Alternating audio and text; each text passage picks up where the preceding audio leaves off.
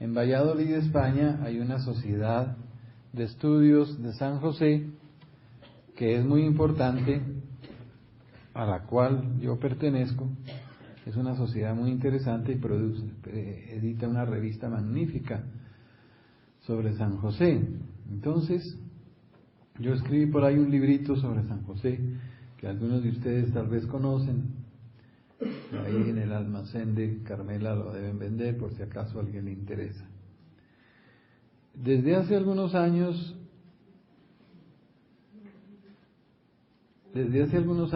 yo comencé a estudiar San José. Les confieso que en el seminario nunca oí hablar una sola conferencia sobre San José. Yo no sabía nada. Nada es nada. Pero una vez estaba predicando un retiro en Venezuela, en Caracas, a los sacerdotes, y un sacerdote, para más colombiano, me habló de San José y me abrió los ojos. Yo iba en ese momento para Europa. En París fui a las librerías y conseguí lo poquito que encontré, 3 libritos sobre San José, y comencé a devorar sobre San José. Llegué a Bogotá y en las librerías de Bogotá no encontré nada. Lo único que encontré fue un regaño. De San José eso no hay nada, padre, eso es récele. Libros de eso no existen. Pero me encontré en Villa de Leyva, donde los carmelitas, los padres carmelitas, encontré la magnífica revista que ellos editan en España. La pude fotocopiar en gran parte. Después en Canadá, en Montreal, encontré que hay un centro de estudios de San José y donde construyeron la más grande basílica del mundo dedicada a San José. Se llama el Oratorio de San José. La construyó un hermanito que ya fue beatificado por Juan Pablo II, se llama el hermano Andrés Basset. El hermano Andrés tenía una gran devoción a San José y tenía una lamparita de aceite, una lamparita, es que yo oía música, es que están en una misa, una misa de unos matrimonios. Y con el aceite de la lamparita, el hermano Andrés ungía a los enfermos y hubo miles de curaciones, pero miles de curaciones. Cuando murió el hermano Andrés en 1942, el desfile delante de su féretro fue de 1 o 2 millones de personas en Montreal. Ya lo beatificó el Papa y seguramente lo va a canonizar, el gran devoto de San José. Entonces yo comencé a descubrir San José, a conocer, a descubrir qué cosas que no tenía, pero ni la más remota idea. ¿Qué descubrí? Descubrí que la devoción a San José comenzó a tomar fuerza en la iglesia, especialmente después de la Segunda Guerra Mundial. Y de ahí para acá, de los años 40 para acá, la devoción a San José comenzó a volverse popular en el mundo entero. Comenzó a haber congresos sobre San José, congresos internacionales, unos grandes, otros pequeños, sobre San José, en varias ciudades del mundo. Comenzaron a editarse revistas serias de teología en Canadá y en España y en otras partes. Comenzaron a publicarse libros, estudios. Yo no tenía nada, ahorita tengo una bibliotequita solo de San José. Debe haber unos 300 títulos por lo menos ahí. Ya no tengo tiempo de leer todo lo que ha llegado de San José, es demasiado. Comenzaron a publicarse tesis doctorales en las universidades pontificias en Roma y en otras partes sobre San José. En fin, comenzó a haber una literatura cada vez más abundante, cada vez más extensa, con estudios muy serios, muy reposados, muy sabios, muy técnicos, es decir, mucha cosa muy importante sobre San José. El Papa León XIII publicó la primera encíclica sobre San José en 1889. Y Juan Pablo II publicó también una en 1989, 100 años después. Se llama Redentoris Custos, quiere decir custodio del Redentor. Entonces, esa encíclica me sirvió porque yo tenía mi librito sobre San José ya preparado. Pero cuando el Papa habló, dijo cosas que confirmaban.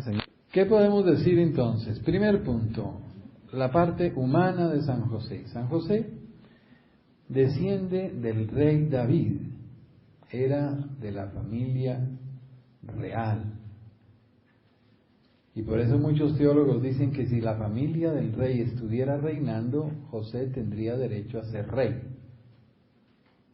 O sea que no era cualquier pintado en la pared, era un heredero del trono de Israel, descendiente directo por línea paterna del rey David.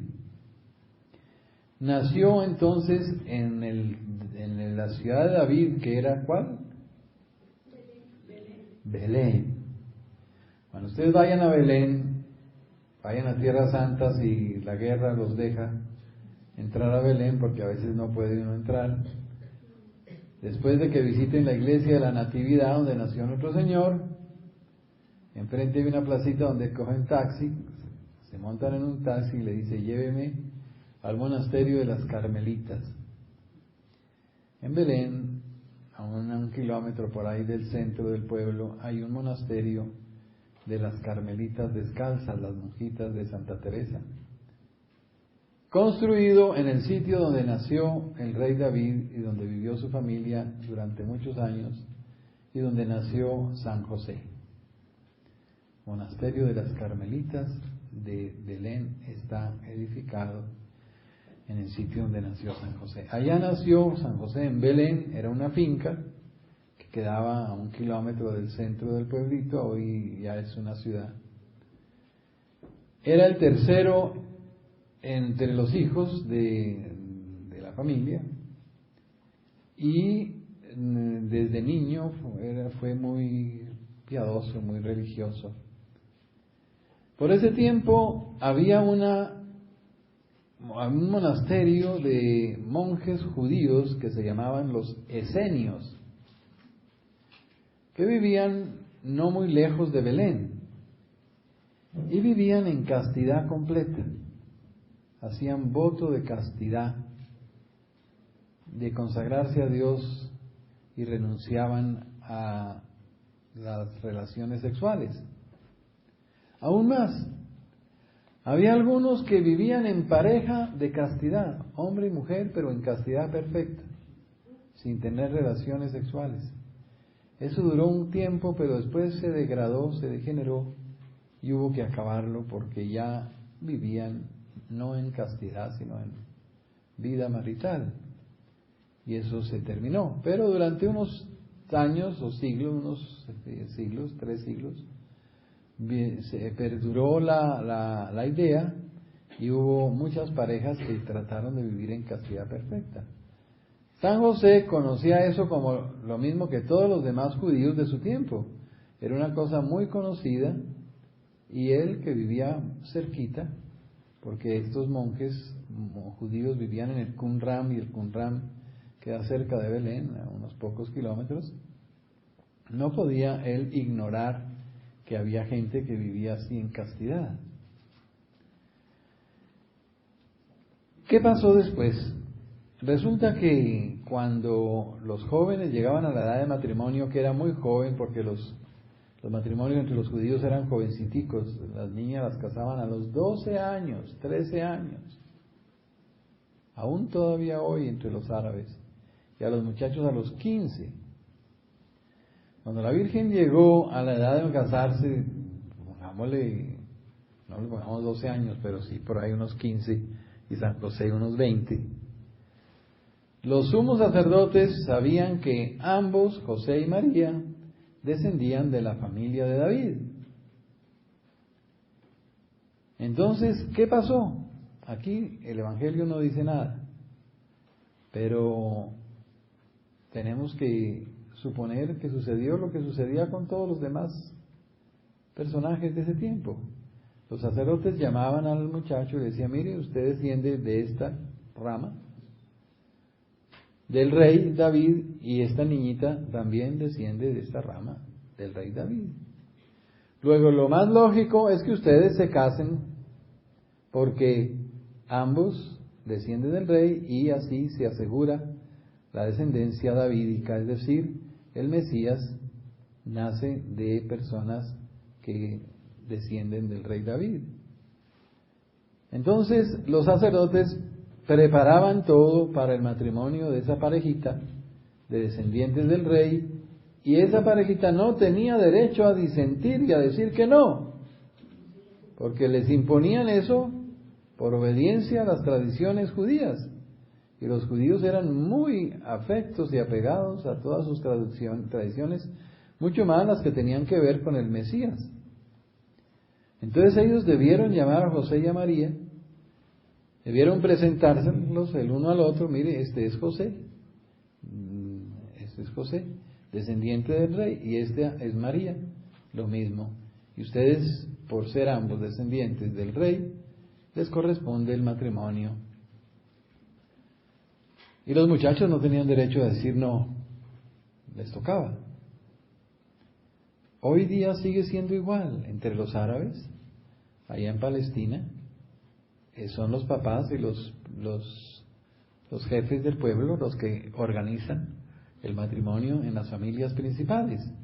En las familias humildes no, pero en las familias principales sí, porque no quieren que se pierda la línea de sangre, la descendencia, ¿me entienden? Entonces, José y María se encuentran jovenciticos, 15 y 20 años por ahí, el uno frente al otro, y con la imposición de un matrimonio. Tal vez no tenían un noviazgo verdadero, seguramente se conocían por ser parientes, y entre los parientes uno se conoce con los primos, pero no más. Entonces aquí comienzan las complicaciones, porque resulta que la Virgen María, desde niña, había hecho un voto de virginidad. Había hecho un voto de permanecer siempre virgen durante toda su vida. Y ahora le imponían un matrimonio. Entonces, ¿qué podía hacer San José? Tenía 3 caminos. Primer camino, engañar a San José y casarse y no decirle que tenía un voto y solamente después de casados decírselo. Pero eso no era digno de la Virgen María. Engañar a San José. Segundo camino, quitar el voto, pero tampoco era digno de la Virgen. Quitar el voto sería poco serio, sería que la Virgen no era verdaderamente seria en sus decisiones, tampoco se puede. Tercer camino, que la Virgen le hubiera contado a San José que ella tenía un voto de virginidad y que San José haya dicho, yo también hago lo mismo entonces, y nos casamos virginalmente. Yo asumo tu voto de virginidad y también me uno a él y vamos a hacer un matrimonio virginal. Y seguramente esta tercera posibilidad fue la que sucedió, que la Virgen le contó a San José su voto y San José lo asumió y dijo, está bien, entonces yo hago también un voto de virginidad y me comprometo a respetar tu virginidad toda la vida. O sea que contrajeron un matrimonio virginal. Un matrimonio sin relaciones sexuales. ¿Es válido? Claro. Yo puedo comprar una casa y no habitarla, pero es mía. Yo puedo comprar un carro y no usarlo, pero es mío. José se casa con María, pero no tiene relaciones, pero es su esposa. Renuncia al uso de la relación sexual, pero es su esposa y es su marido. Y seguramente así fue. José y María se casan. Pero entonces las complicaciones aumentan. ¿Por qué? Porque la Biblia dice que José era un varón justo. Varón justo significa cumplidor de la ley. Y para cumplir la ley hay que conocerla, ¿sí o no? ¿Cómo cumple uno la ley si no la conoce? ¿Cómo la cumple? Entonces, José conocía la ley. La ley estaba escrita en la Biblia. Tenía que conocer la Biblia. Y más si había conocido a los esenios, que eran monjes judíos dedicados a la Biblia, más tenía que conocerla.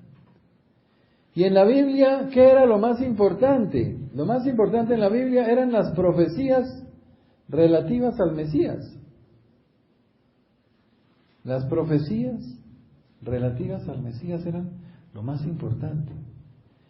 Y entre esas profecías había dos, que eran las más importantes de las más importantes, que decía que el Mesías nacería de una virgen de la familia de David. De una virgen, eso está en Isaías capítulo 7, versículo 14. De la familia de David, está en el segundo libro de Samuel, capítulo 7, versículo 11 y siguientes. Isaías 7:14, segundo Samuel 7:11. Casi es igual, 7:14 casi, para que no se me olvide. Entonces, José tenía que saber,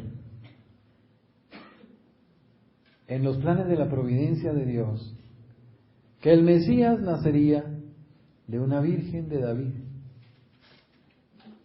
Piensen lo siguiente, ¿qué debió pensar San José cuando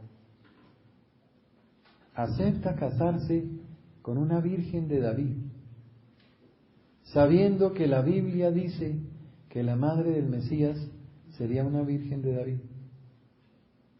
¿Qué se le pudo pasar por la mente a San José? Claro, que ella podía ser la madre del Mesías, porque cumplía las condiciones mínimas, ser una virgen de David.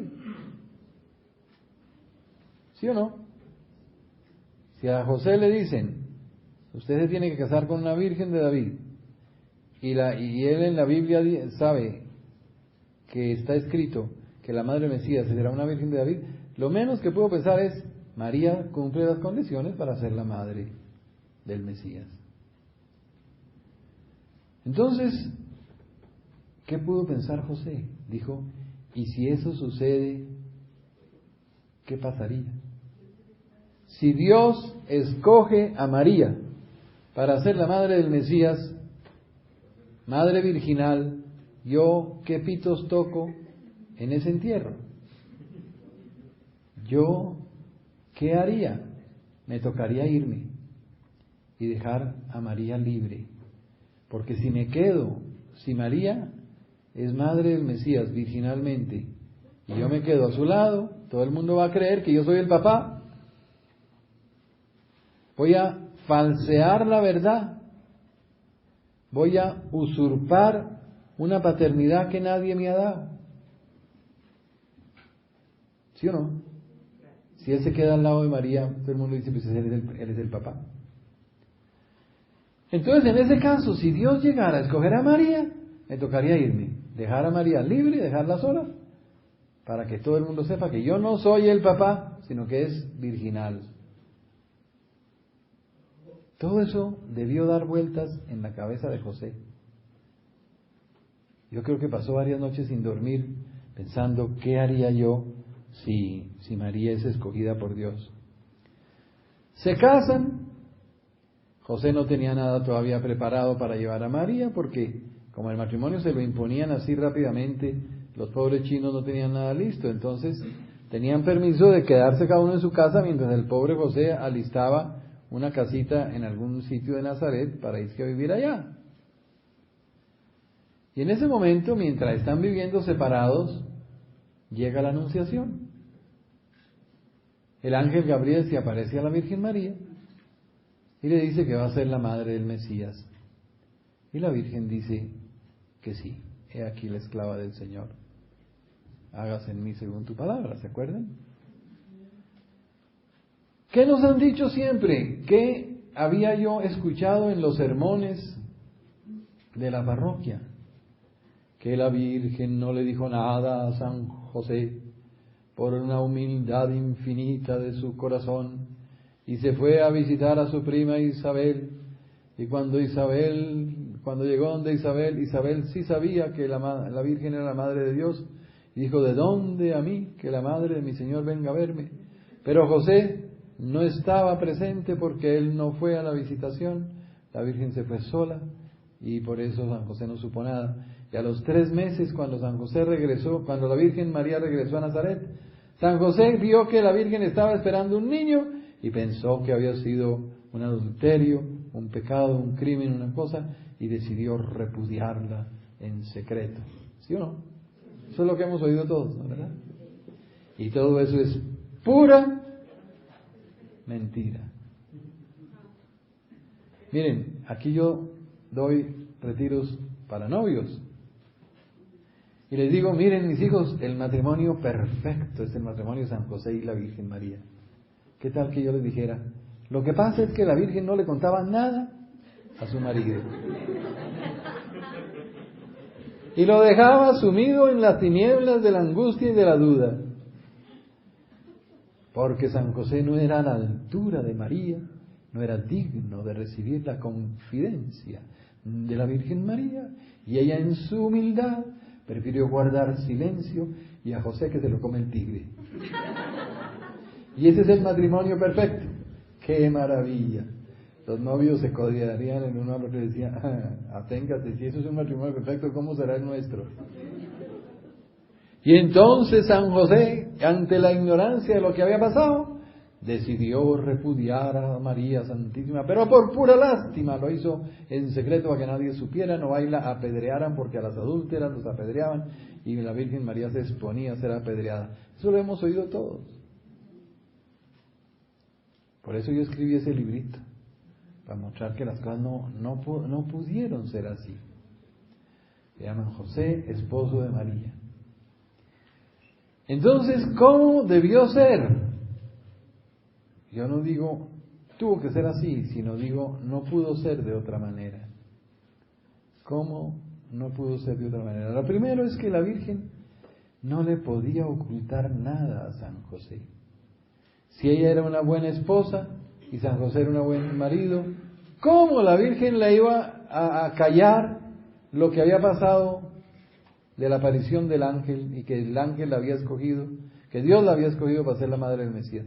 Lo primero que hizo fue esa mañana: José iba todas las mañanas a tomar tinto allá a donde la Virgen, mientras arreglaba la casita, la casalote de los laches allá para llevarse a María, y cuando llegó la encontró deslumbrante, con un rostro tan bello.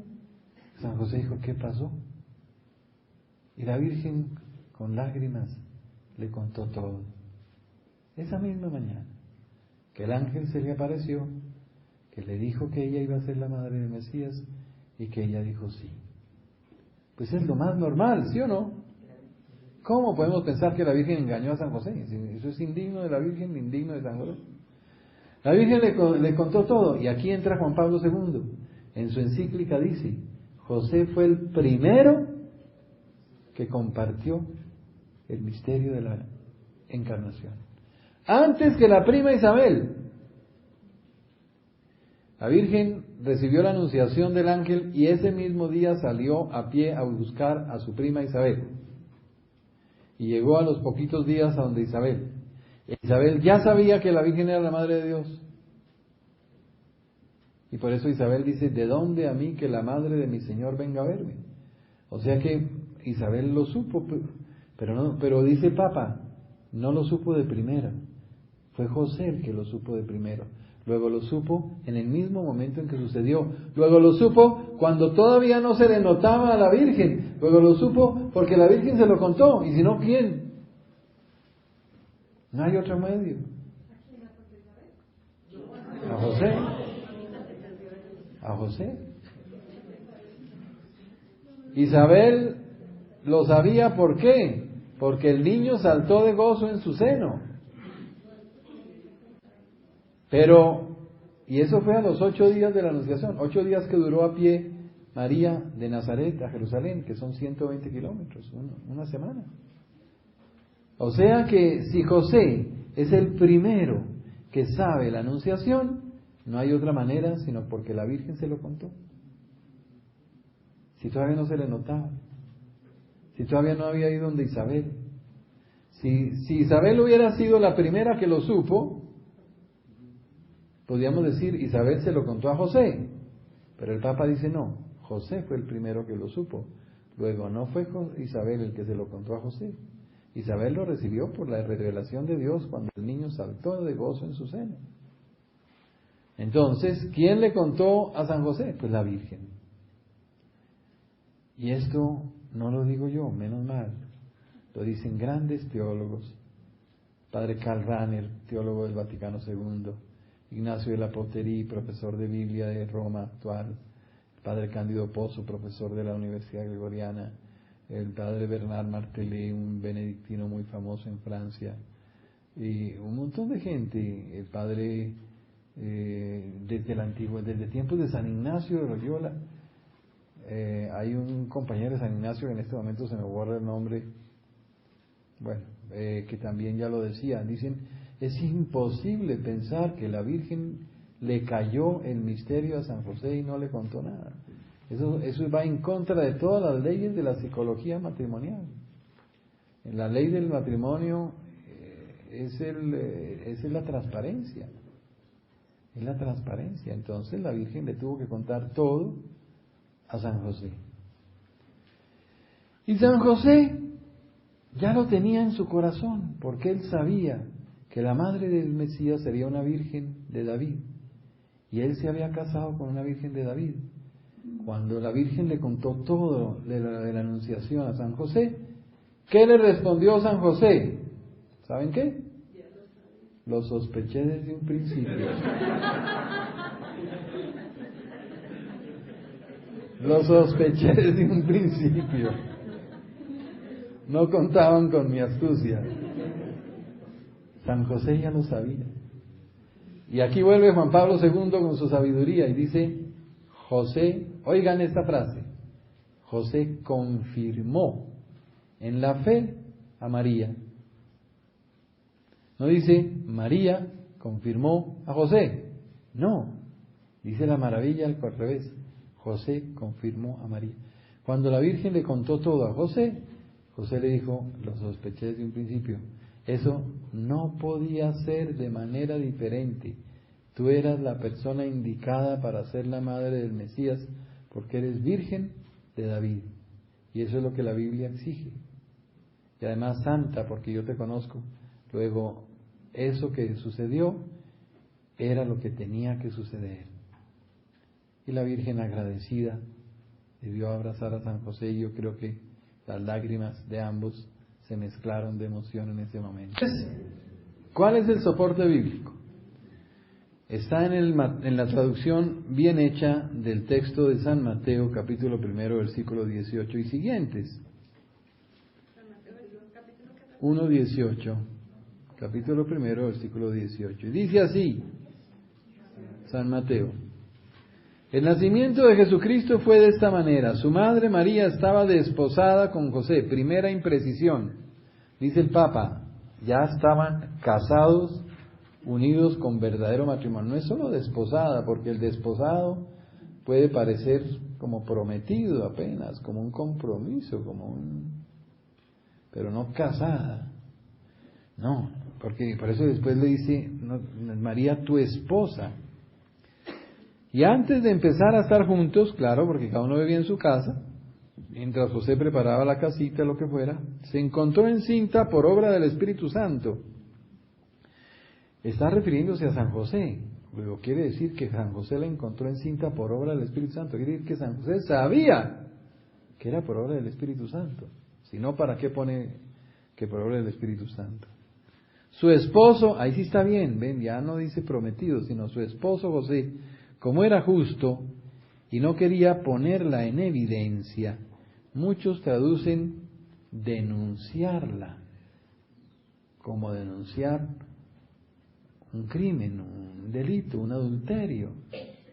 Pero el verbo que usa el evangelista nos dice denunciarla, sino publicar lo que había pasado.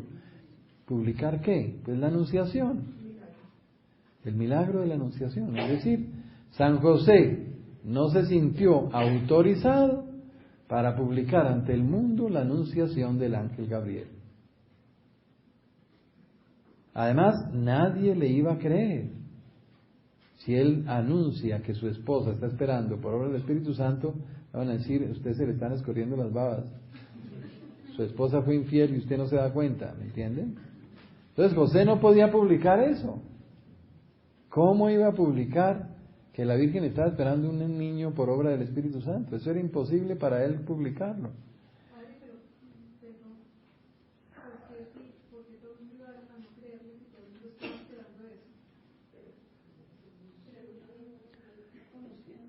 No todo el mundo estaba en la misma espíritu, ¿no?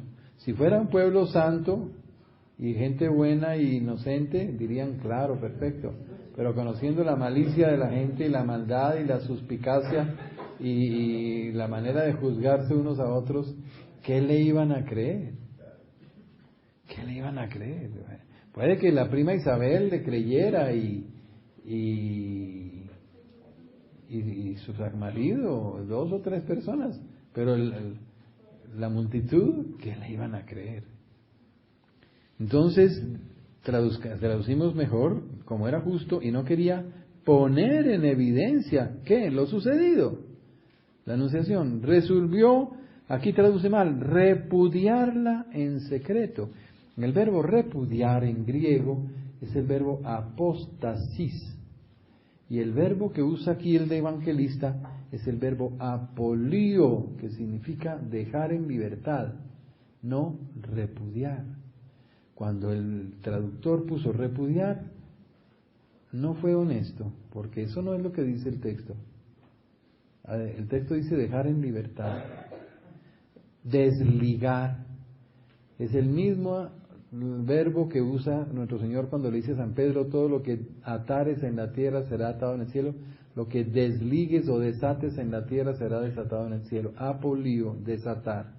Entonces dijo, San José lo que pensó no fue repudiar a María como se repudia a una adúltera, sino dejarla libre y no obligarla a vivir con ella si ella quería consagrarse a Dios, como tantas otras mujeres en el templo de Jerusalén se dedicaban de por vida al servicio de Dios, como Ana la profetisa, ya con Simeón.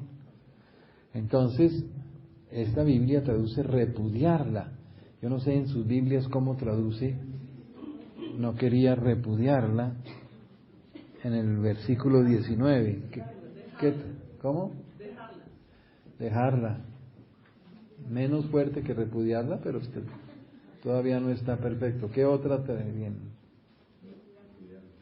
¿Repudiarla? ¿Ven? Esa traducción es imperfecta. ¿Qué?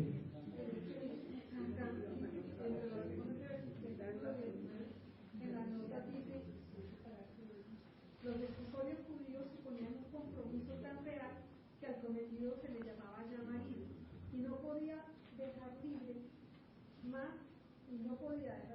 más que por el repudio. Sí. Y eso es lo que... Es un dejar libre antes de vivir con ella. Sí.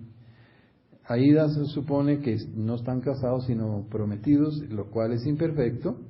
Segundo, José decide dejarla libre porque había una ley superior a la ley humana que era la escogencia de Dios.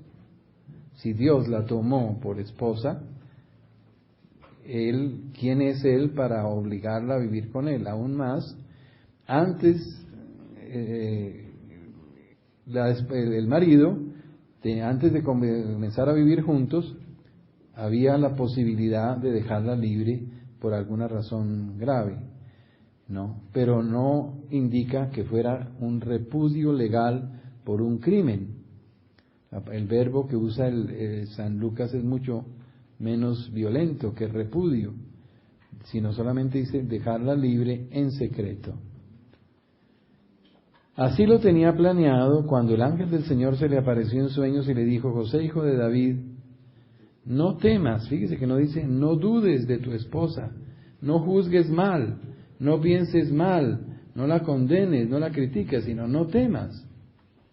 José tiene una actitud de temor santo ante la grandeza de la Virgen, el mismo temor que tuvo San Pedro cuando se botó a los pies de Jesús y le dijo: apártate de mí que soy un hombre pecador. O del centurión que le dice: no soy digno de que entres en mi casa.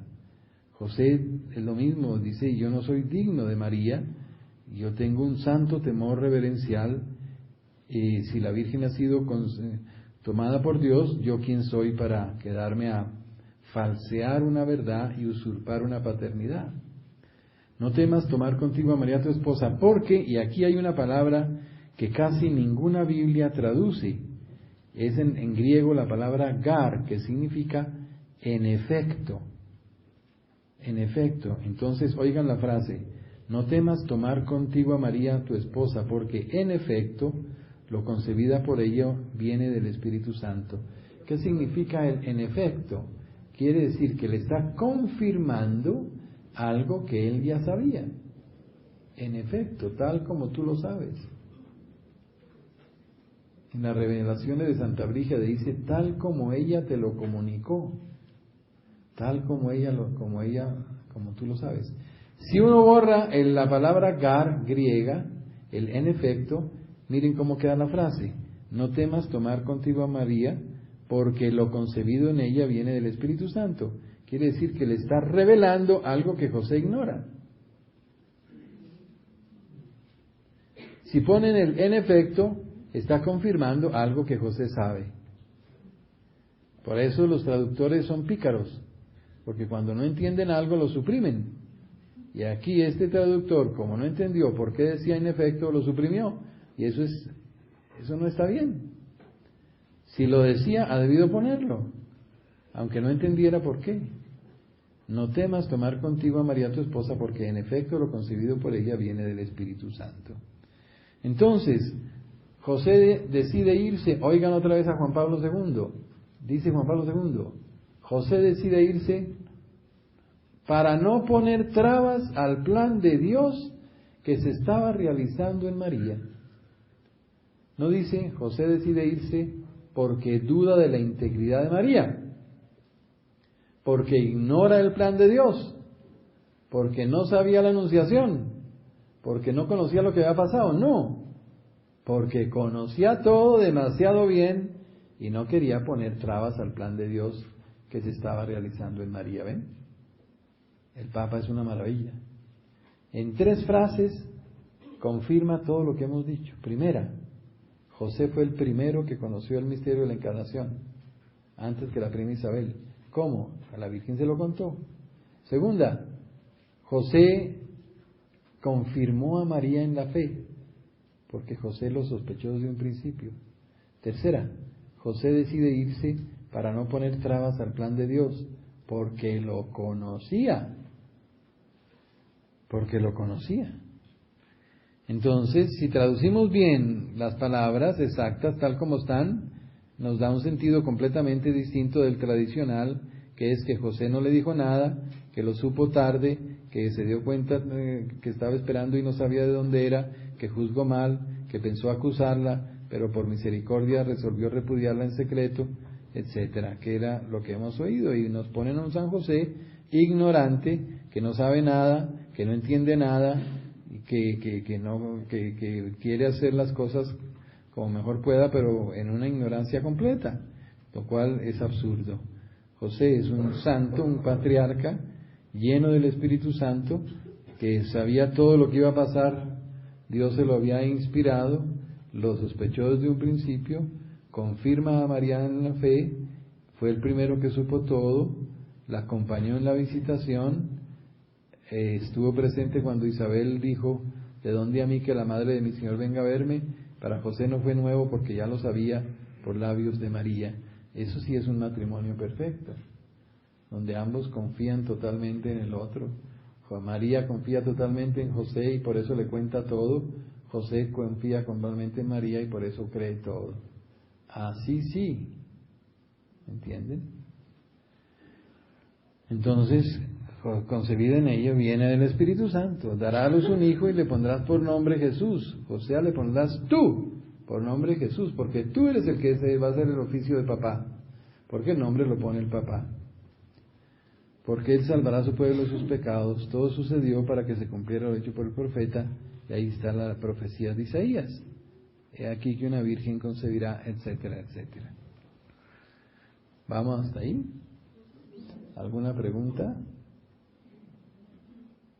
Entonces, José, la figura de José se nos transforma completamente.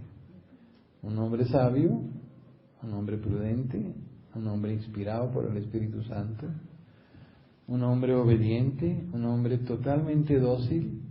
Cuando el ángel le dice, levántate, toma al niño y a su madre y vete a Egipto, dice, se levantó inmediatamente.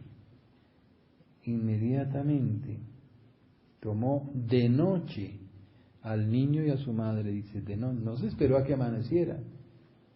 Y no tenía luz eléctrica, ni había bombillos en las calles, ni había linternas. De noche se fueron a pie o en su burrito, qué sé yo, en esa oscuridad, huyendo de Egipto, de Herodes. Y caminaron 1000 kilómetros de Jerusalén al Cairo. Hay la tontería de 1000 kilómetros, es decir, 1.5 meses, 2 meses caminando. Gracias al dinero que los Reyes Magos le habían dejado, tuvieron con qué sobrevivir.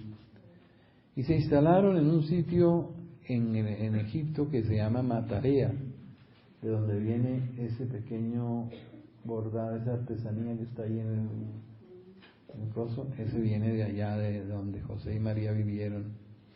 Es la iglesia de San Sergio, en el Cairo, y ahí estuvieron 3 años y medio, hasta que murió Herodes. Y regresaron, pero viendo que en Jerusalén reinaba un hijo de Herodes, dijeron, esto es peor que el papá, vámonos para otro lado, y se fueron a Nazaret, porque allá vivía la familia de la Virgen, y allá iban a estar más protegidos y más. Y Nazaret pertenecía a otra provincia donde Herodes no tenía nada que ver. Entonces allá iban a estar más escondidos. Pero vivían, como dicen las señoras, con el credo en la boca, porque tenían siempre miedo de que los soldados, la gente, descubrieran al niño Dios que Herodes había mandado buscar tan afanosamente, y por el cual había hecho matar a los niños de Belén. Entonces siempre vivían con ese miedo. Cuando a los 12 años de edad el niño se perdió en el templo, ¿se acuerdan? Y lo encontraron al 3er día, ¿verdad? No reconocieron que el niño era de Belén. ¿Saben por qué? Porque los galileos tenían un acentico en el hablado, un acentico paisa, ¿verdad? En el hablado. Y entonces, el Jueves Santo, cuando San Pedro estaba calentándose en la hoguera, salieron y dijeron, usted también es discípulo de ese hombre, porque usted también es Galileo, su habladito lo delata. El mismo habladito que delató a San Pedro, escondió al niño Dios, porque ellos vieron que era un paisita Galileo y no se imaginaron que fuera el tan buscado niño de Belén. Entonces, el habladito paisita de los galileos disfrazó al niño Dios y no lo reconocieron. Siguieron viviendo en Belén, en Nazaret, después de esto, y Jesús iba creciendo, dice el Evangelio, en edad, estatura, sabiduría y gracia ante Dios y ante los hombres. Y Jesús, que conocía la Biblia mejor que nadie, se la explicaba a San José y a la Virgen y a los que venían a la casita de Nazaret. Y poco a poco se fue formando como un pequeño grupo de oración, como una pequeña escuelita, un grupito donde los amigos y los parientes venían, los sábados a escuchar a Jesús, que por las tardes, después de la ceremonia en la sinagoga, les explicaba la Biblia. Y explicaba la Biblia en una forma completamente distinta a como los fariseos y los doctores de la ley los explicaban. Porque los fariseos decían que el Mesías sería un revolucionario, un guerrero, un violento, un agresor, un no sé qué, que haría la revolución, que sacaría a Poncio Pilato y a los romanos, que tendría la independencia del país, que se acercaba a la gloria de Israel, y un montón de profecías humanas, políticas, económicas y materiales que no tenían nada que ver. Y Jesús explicaba la Biblia en una forma completamente distinta, que el Mesías sería un varón de dolores, el hombre sufriente, el sacrificio, toda la parte diferente de la política y del triunfalismo judío, y mostrando un Mesías sufriente, un Mesías espiritual, un Mesías que veniera a redimir al mundo de sus pecados y no a enriquecer a Israel con plata y dinero y ejércitos, que eran lo que los judíos esperaban. Entonces los doctores de la ley se morían de la rabia de que a la gente le encantaba ir a escuchar a Jesús y comenzaron a hacerle la vida amarga, tanto que se tuvo que ir de Nazaret a vivir a Cafarnaúm. Cuando después llegue la vida pública y Jesús regrese a Nazaret, donde se había criado, pero donde ya no vivía. ¿Por qué? Porque la vida se le puso imposible. Porque los fariseos y los doctores de la ley ya lo perseguían y lo trataban mal y le tenían envidia de que él tomara la palabra en la sinagoga, porque a todo el mundo le encantaba oírlo, en cambio les aburría tremendamente todo lo que los fariseos decían. Entonces se fueron de Nazaret a vivir a Cafarnaúm. Y nuestro Señor, que les explicaba la Biblia a María y a José, no les doraba la píldora, ni les iba a decir, no, todo va a ser lindo, vamos a hacer el reino de Dios, eso va a ser el triunfo, van a ver, no se preocupen, todo va a ser chévere. Cuando las profecías decían otra cosa. Varón de dolores, conocedor del sufrimiento, será arrancado de la tierra de los vivos, dice Isaías. ¿Qué quiere decir eso? Que lo iban a matar, que iba a sufrir. Eran nuestros dolores los que llevaban, nuestros crímenes los que soportaba, recibió el castigo que nos trae la paz, etcétera, etcétera, etcétera. Con sus llagas fuimos curados. Todo lo que dice la Biblia mostraba que era un Mesías sufriente y no un Mesías triunfalista.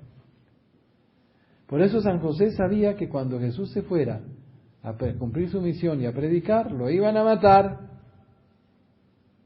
Y nuestro Señor nunca le dijo, no, tranquilo, eso no pasa nada.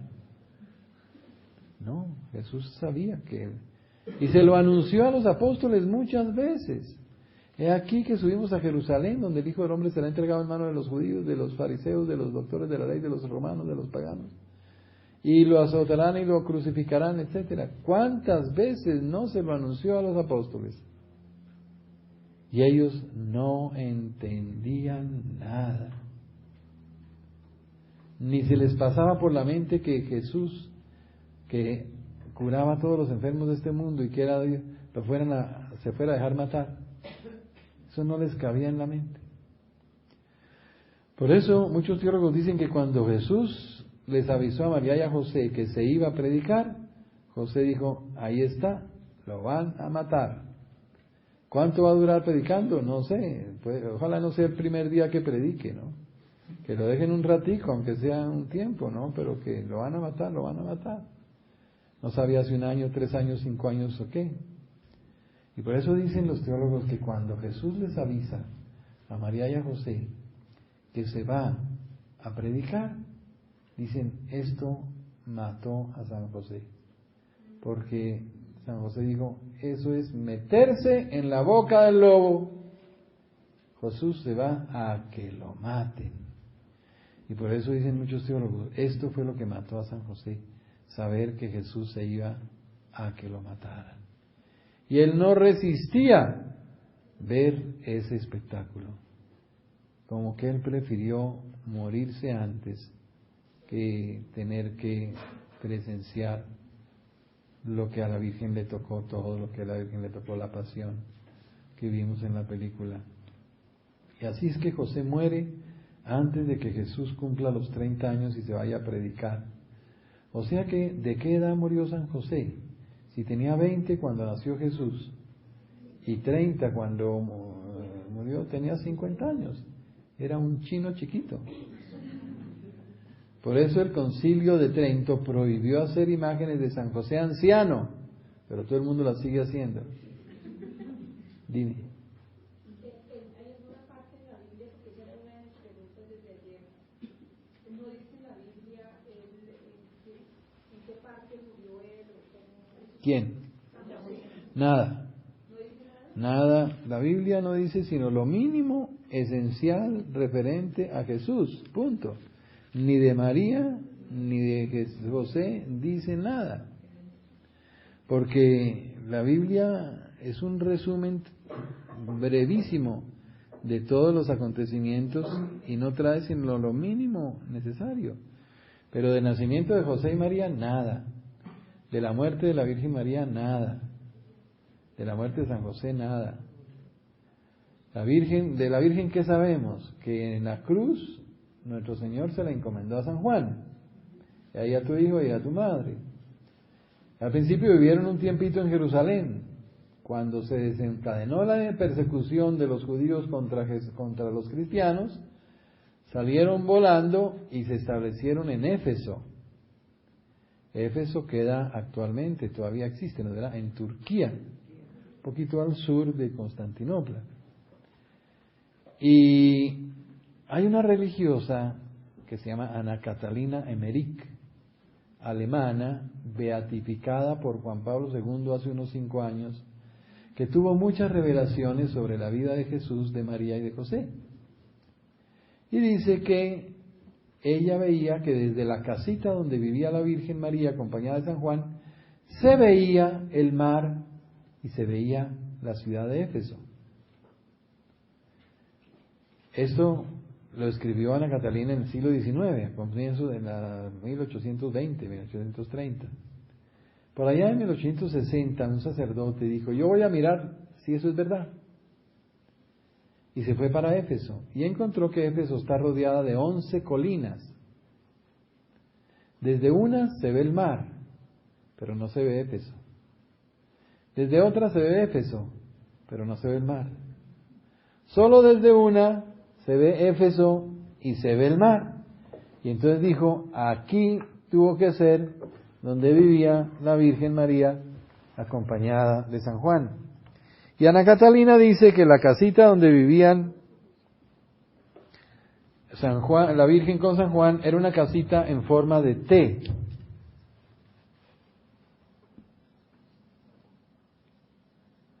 Que tenía acá en el centro 3 cuartos con una puerta en la mitad y acá 2 cuartos pequeños que eran como alcobas.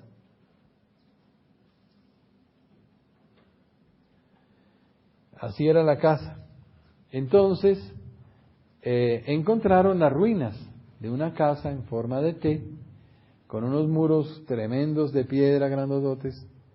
Compraron la finquita, el lotecito con las ruinas, lo reedificaron, hicieron una capilla y Pablo VI fue a celebrar allá la misa y Juan Pablo II también y Benedicto XVI también la visitó ahorita que estuvo en Turquía, porque todos saben y están convencidos de que es la auténtica casa donde vivió la Virgen María en Éfeso. Vivió 15 años después de la muerte de Cristo probablemente, y cuando ya sintió que se acercaba su muerte, quiso que regresara a Jerusalén y según la tradición murió en Jerusalén y tenemos allá la iglesia que se llama de la Dormición, que queda pegadita al cenáculo donde nuestro Señor instituyó la Eucaristía y a la tumba del rey David, ahí en el monte Sión. Ahí habría muerto la Virgen, en la iglesia de la Dormición, y fue sepultada en la tumba de la Virgen que queda cerca a 1 cuadra del Huerto de los Olivos, o 2 cuadras, del Huerto de los Olivos donde el Señor hizo la oración en Getsemaní. Allí habría sido sepultada un viernes 13 de agosto y habría resucitado al cielo el domingo 15 de agosto, día que celebramos la fiesta de la Asunción. Nada de eso está en la Biblia. Lo sabemos por revelaciones de los santos, por escritos, por diversas fuentes, que nos han ido armando ese pequeño rompecabezas para saber qué fue lo que pasó. De San José, entonces, él, según también se dice en las leyendas antiguas y tradiciones, habría muerto cuando Jesús anunció que se iba a predicar. José no resistió esa terrible noticia y murió. ¿Dónde está la tumba de San José? No se sabe. ¿Por qué? Porque en Mateo 27, 52, 51 dice: cuando Jesús dio un gran grito y exhaló el Espíritu, en esto el velo del santuario se rasgó en dos, de arriba abajo. Tembló la tierra y las rocas se rajaron. Se abrieron los sepulcros y muchos cuerpos de santos difuntos resucitaron y se aparecieron a muchos en la ciudad santa, etcétera, etcétera, etcétera. Muchos santos resucitaron. El Papa Juan XXIII, en una homilía el jueves de la Ascensión de 1960, era por ahí como el 25 de junio, por ahí, por esos tiempos, pues más o menos. Dice el Papa en una homilía: entre los santos que resucitaron, esos santos que resucitaron no para seguir viviendo como Lázaro aquí en la tierra, sino ya para entrar al cielo. Por eso dice, se aparecieron a muchos. Aparecerse quiere venir del más allá. Quiere decir venir del más allá. O sea que esos santos venían ya de la gloria. ¿Qué santos resucitaron? Dice el Papa, los más grandes santos del Antiguo Testamento. ¿Quiénes?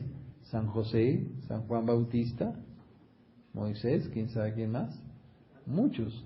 Entonces dice, concluye el Papa, podemos creer, no dice debemos, sino podemos creer que San José y otros cuantos santos ya están resucitados en cuerpo y alma en el cielo. Podemos creer, no dice debemos creer, pero podemos creer. Por eso la tumba de San José no existe, porque San José está ya glorificado en cuerpo y alma en el cielo. ¿Kiki, ibas a preguntar algo?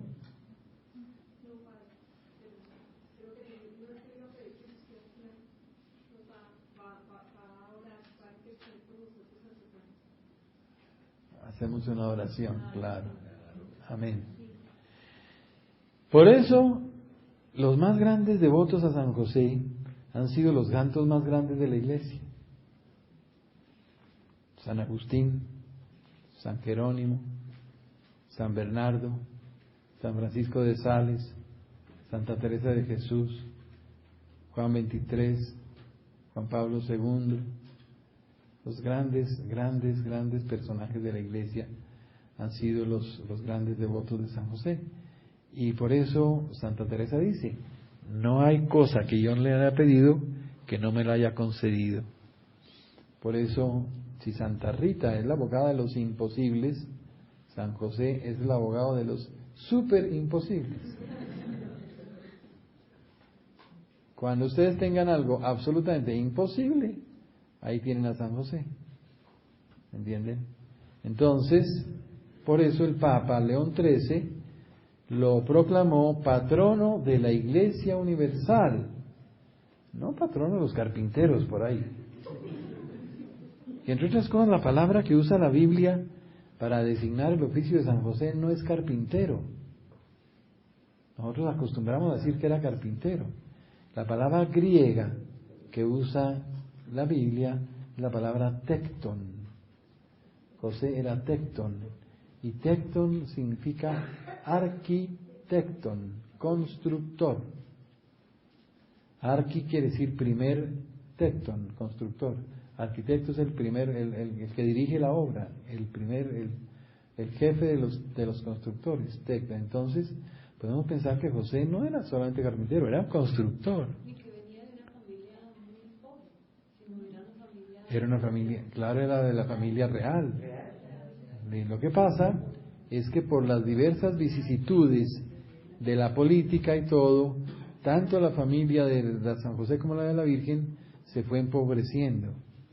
Cuando la Virgen nació, todavía su familia era acomodada y tenía finca, una gran hacienda vecina a Nazaret, en un lugar que se llama Séforis. Séforis fue el sitio donde nació la Virgen, en una hacienda muy grande, llena de sirvientes y de trabajadores, ¿no?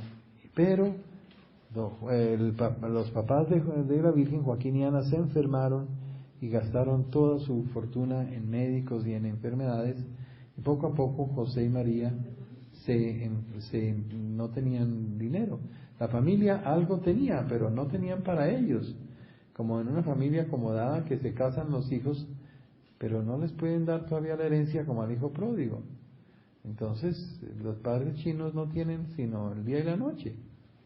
Así les pasó a José y María, ¿no? Su familia tal vez tenía, pero no para compartir con ellos, entonces ellos eran pobres. Entonces, podríamos alargarnos en muchos detalles, pero se nos va a salar la sopa. Entonces, dejemos ahí y hacemos un momento de oración por toda la sanación que has hecho en todos los corazones, en otra forma. Te damos gracias por terminarlo con esta fiesta de San José. Y queremos pedirle a San José que por su intercesión ante la Santísima Virgen y ante Jesús, que obedecían en todo a San José, y San José sigue teniendo autoridad sobre María y Jesús, porque es su esposa y su hijo adoptivo. Y todo lo que Jesús pida es una orden, que Jesús la cumple y la Virgen también, porque Él es el jefe de la familia. Por eso, San José, te pedimos que le pidas a Jesús y a María por el problema más grave que cada uno tiene en su corazón en este momento. El más imposible, el más difícil, aquel ante el cual ya nos rendimos y nos dimos por vencidos y dijimos no tiene arreglo, no tiene solución. Ese es el problema que te encomendamos hoy, San José, para que tú intercedas por cada uno de nosotros y con la autoridad celestial que tienes como jefe de la familia de Nazaret, ante la cual la Virgen María y Jesús obedecen todo lo que tú les pides. Pídele la solución a ese problema, la sanación de esa dificultad, la liberación de ese enredo, de ese nudo que tenemos, un nudo ciego que no logramos desatar. Ese problema imposible te lo entregamos, San José, para que por tu intercesión poderosa y omnipotente ante Jesús y María nos des la solución, nos las des pronto, hoy mismo, cuanto antes, ya, en este momento. Te damos gracias, San José, porque tú estás intercediendo ante María y Jesús por nuestro problema capital, nuestros problemas más difíciles, imposibles. Y sabemos que podremos un día repetir con Santa Teresa, nada de lo que le hemos pedido a San José nos lo ha negado, todo nos lo ha concedido. Te alabamos, te bendecimos. Te damos gracias, Padre Celestial, porque por la intercesión de Jesús, María y José nos das todo lo que necesitamos en cuerpo y alma, hoy y siempre.